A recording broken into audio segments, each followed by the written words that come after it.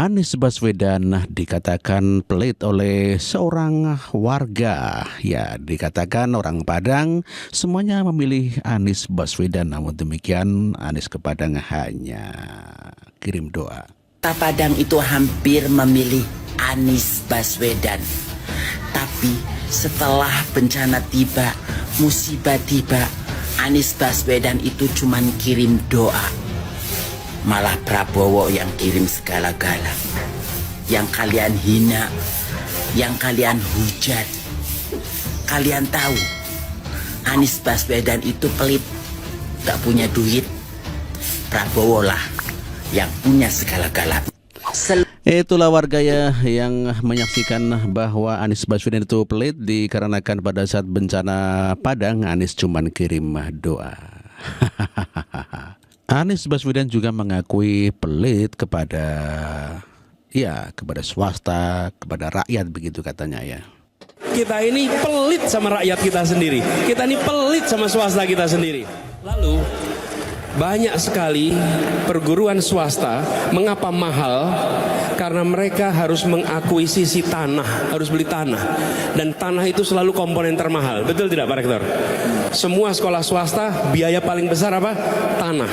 Jadi kami ke depan ingin tanah-tanah negara bisa dimanfaatkan oleh swasta selama itu dipakai untuk pendidikan, kesehatan, dan kegiatan sosial. Kenapa? Loh, apalagi seperti Nahdlatul Ulama, Muhammadiyah, sudah mendidik bangsa Indonesia sebelum negeri ini ada. Kenapa sesudah ada negara justru berbalik? Kita ini pelit sama rakyat kita sendiri. Kita ini pelit sama swasta kita sendiri. Itulah pengakuan Anies Baswedan yang pelit kepada bangsa sendiri, kepada rakyat sendiri. Anies memang pelit gitu katanya ya. Terima kasih Babah Alun. Ya geng, jadi semenjak arah tol ke Margonda itu udah dibuka ya, pintu masuk Cilandak Utama itu jadi padat banget. Orang-orang Depok jadi masuk sini semua geng. Luar biasa emang. Ya jadi mau gimana lagi, memang sudah hak mereka masing-masing kan, dan jalan sudah dipersiapkan. Jadi ya cukup bagus juga sih sebenarnya buat infrastruktur. Makasih Bapak Alun. Babah Alun. Gerbang tol Andara 1, Bapak Alun tolong tetap 0 ya. Tolong jangan dinaikin tarifnya, 0 aja. Makasih Bapak Alun. Halo guys, saya Ali Lubis. Barusan saya dapat sebuah kiriman video di mana dalam video tersebut ada salah satu oknum yang mana pada intinya dia mengkritisi seorang pengusaha jalan tol yang terkenal di Indonesia yang bernama Babah Alun. Di mana dia sampaikan dalam video tersebut, dia mempertanyakan tentang kredibilitas seorang Babah Alun, khususnya dalam merekrut pekerja. Nah, jadi di sini saya tekankan, walaupun secara pribadi saya belum pernah ketemu Babah Alun, berjumpa dan berbicara dengan beliau, tapi sepanjang yang saya tahu dan sepanjang yang saya cari tahu, Babah Alun ini adalah orang baik. Bahkan orang yang sangat baik. Kenapa?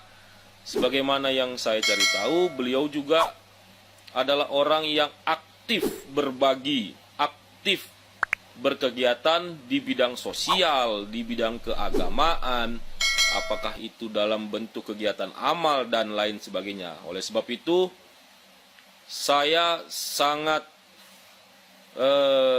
tidak percaya apa yang disampaikan oleh salah satu oknum tersebut. Karena terkait perekrutan tenaga kerja di perusahaan Babah Alun tentu tidak ada kaitan atau hubungan secara langsung terhadap Babah Alun. Karena untuk merekrut pekerja tentu ada tahapan atau mekanisme di perusahaan. Mungkin itu dari saya, salam. Ali Lubis. Orang yang dari kecilnya dipaksa mandiri dan terbiasa hidup susah, jiwanya pasti kuat serta punya hati yang keras dan tekad yang sulit untuk digoyahkan. Dan sudah tidak canggung lagi ketika menghadapi lika-liku kehidupan. Dan ini momen Babah Alun membantu seorang warga yang membutuhkan biaya untuk pendidikan. Kita dengarkan sama-sama ya. Nomor rekeningnya ya. Nomor rekening Ananda insya Allah hari ini juga masuk dananya, dan kami membantu khusus orang yang benar-benar untuk biaya sekolah ya, orang-orang yang mau berjuang. Itulah Bapak Alun atau Yusuf Hamka yang memberikan bantuan sebesar 50 juta kepada seorang ibu yang membutuhkan keperluan pendidikan anaknya gitu ya. Ini juga momen ketika Yusuf Hamka memberikan bantuan kepada seorang warga yang membutuhkan bantuan. Insya Allah hari ini juga masuk dananya, dan kami membantu khusus orang yang benar-benar untuk biaya sekolah ya, orang-orang yang mau berjuang. Bye-bye ya, terima kasih. Assalamualaikum warahmatullahi wabarakatuh. Dan ini adalah ketika Yusuf Hamka menjadi Dewan Penyantun di Masjid Istiqlal. Kita dengarkan ya. Assalamualaikum.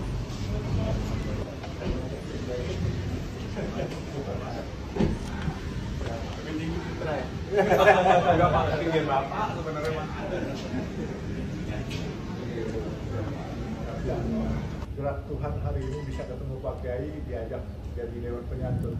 Dewan Penyantun ya. Dulu saya Pak Kiai kalau pulang sekolah, kami itu waktu itu SMP, pulang sekolah kami bawa dagangan dari orang tua teman saya, itu es mambo sama kacang goreng, dan market saya teman-teman muslim. Karena kalau beli nggak nawar, bahkan suka ngasih tip. Nah pada saat dagang nih ngumpulin duit, dagang habis. Duit saya paling banyak karena dapet tip saya banyak. Uang kembalian, kan dulu masih zaman ringgit Pak Kiai. Nah disitulah saya belajar bersedekah juga karena saya sering terima sedekah dari orang lain. Jadi saya punya ikatan batin khusus dengan Masjid Istiqlal ini. Sebelum saya masuk Islam, saya sudah sering tidur di sini dan mencari nafkah di Masjid Istiqlal ini. Tadi kami cari marmer ini, ada tempat dua. Kalau nggak di Istiqlal, di Sarinah. Itu. Kalau Hotel Indonesia kami nggak bisa masuk. Itu orang kaya semuanya. Sarinah kami masih bisa masuk. Di depannya itu ada kolam tuh. Kita suka mandi di kolam-kolam situ tuh. Saya sering dulu sholat di sini, sholat Jumat terutama. Ya, waktu saya baru masuk Islam tahun 80-an. Itu Pak, koran-koran bekas ada harganya Pak. Orang-orang jual koran bekas kepada saya karena saya nggak bawa sejadah buat tempat kita sholat di situ. Jadi setelah kelar itu koran-koran bekas dikumpulin kembali sama anak-anak itu semua. Nanti buat minggu depan dijual lagi gitu. Hebat gitu. Jadi tempat orang mencari nafkah juga Pak di sini. Jadi kalau minggu sekarang Pak ya, Sabtu Minggu luar biasa jadi destinasi wisata Istiqlal ini. Dan pernah Pak angkat 10.000 satu hari datang 10.000 sama aja Pak Imam Besar. Sama-sama. Artinya yang di sisi Radusa ini sesuai dengan visi Presiden Soekarno bahwa Istiqlal itu dirancang menghadap ke tubuh nasional. Oh, oke. Jadi bisa silaturahim ini.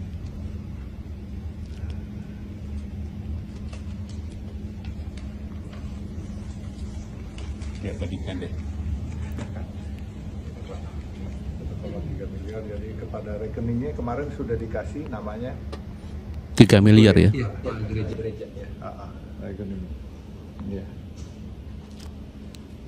Semoga bermanfaat Pak Kiai. Mohon diterima. Itu Pak, sering ketemu Ical di Permias waktu membudi.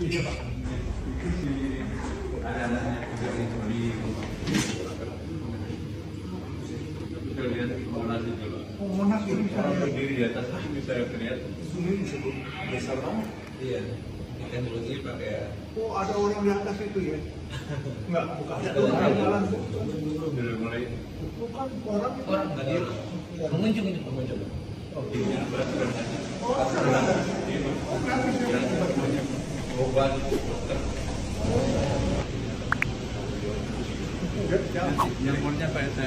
Ya, itulah momen ketika Yusuf Hamka atau Bapak Alun memberikan bantuan kepada Masjid Istiqlal sebanyak 3 miliar yang langsung diberikan kepada Imam Besar Istiqlal.